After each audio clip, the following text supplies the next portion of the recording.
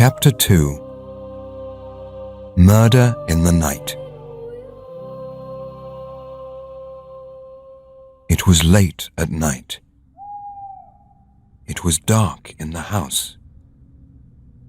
But Macbeth wasn't in bed. He was downstairs. Suddenly, he heard a noise. "Who's there?" he called. "It's me," answered Banquo. "It's late, and I'm going to bed." "Me too," said Macbeth.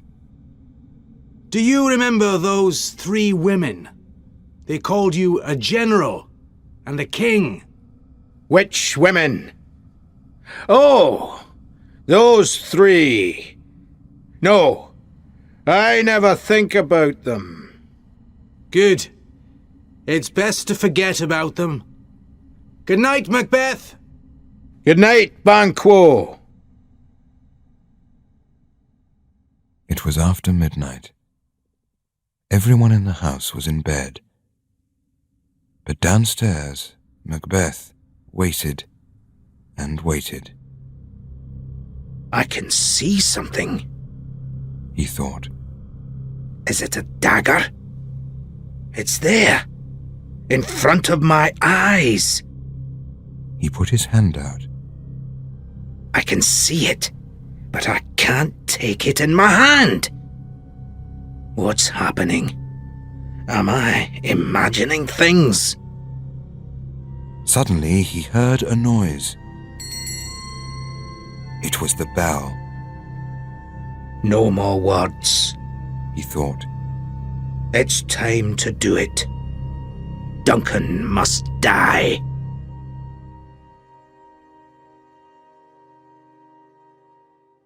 Lady Macbeth was in her room. Everything is going well, she thought. Duncan's servants are sleeping because they drank a lot of wine. Their daggers are on the table, so my husband can find them. Suddenly Macbeth came into the room. In his hands were the 2 daggers. There was blood on them. "I can hear voices," he said quietly. "People are talking. Listen. Someone is crying murder. Can you hear?" No, I can't. You're imagining things. There are no voices. Everyone is sleeping, said Lady Macbeth. Then she saw the servants' daggers in Macbeth's hands. Why are you carrying those? She asked angrily.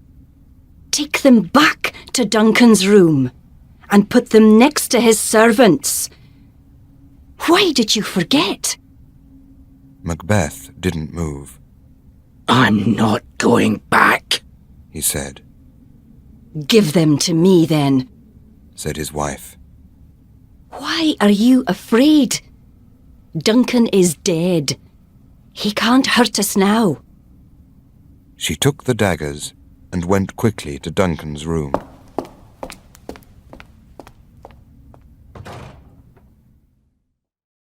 After some time, Lady Macbeth came back to her room. The servants have blood on their hands and faces now, she said to her husband. So they are the king's killers, of course, not us. Everyone's going to think that. Just then, they heard a noise. It was a loud knock. There was someone at the front door. Macbeth was afraid, and he couldn't move or speak. There was another knock. And another. Come on, said Lady Macbeth. We must wash our hands. Our servant can go to the door. Macbeth's servant opened the door. The visitor was Macduff. He was a soldier and one of Duncan's friends. Good morning, sir, said the servant.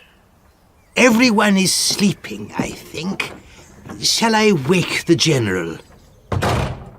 Just then, Macbeth came downstairs. Macbeth! Good morning, my friend, said Macduff. King Duncan wants to see me today. He asked me to call early in the morning. Is the king upstairs? Yes, he is. He's sleeping, I think. Shall I go and wake him? Asked Macbeth. No, that's all right. Can you take me to his room?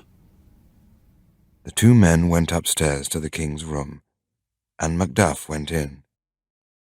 At once, Macduff came out of the room again, and his face was white.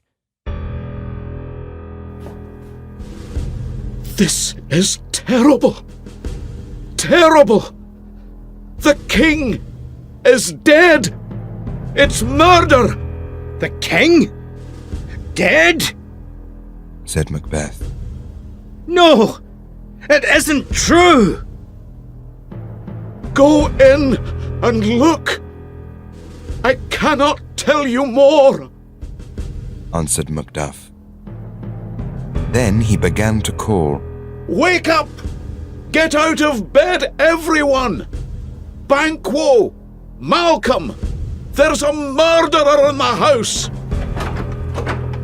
Doors opened.